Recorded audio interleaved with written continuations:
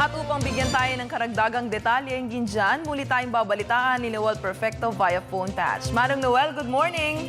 Morning, Berzelin. Magiging matatag ang COMELEC sa pagpapatupad ng batas nito. Nakunan ng 10,000 pesos na fees ang lahat ng barangay bilang contribution nito sa pagpapatupad ng October 28, 2013 barangay elections. Ayon kay COMELEC Chair Sixto Brillantes, lahat ng mga barangay kapitan na hindi tatalima sa kutusan ng COMELEC ay makaharap sa kasong paglabag sa COMELEC laws. 10 taon na ito, aniya, kung kaya't imposibleng hindi nila alam ang batas.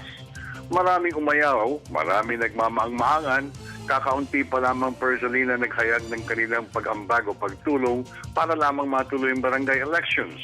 Matatandaan na medyo maliit ang nakalaang pondo para sa pagpapatupad ng electoral process ayon kay Brillantes, kung kaya't ipinalabas ng COMELEC ang naturang reminder. Isa yan sa ating pagtutuunan ng pansin ngayong araw na ito, pero meron pang nakabang ang isa pang inaantay ng media. Personally, ay ang anunsyo ng COMELEC kaugnay ng pagpapatupad rin barangay elections sa Zamboanga area. Kung matutuloy man siya o hindi. Yun muna ulat. Personally, good morning.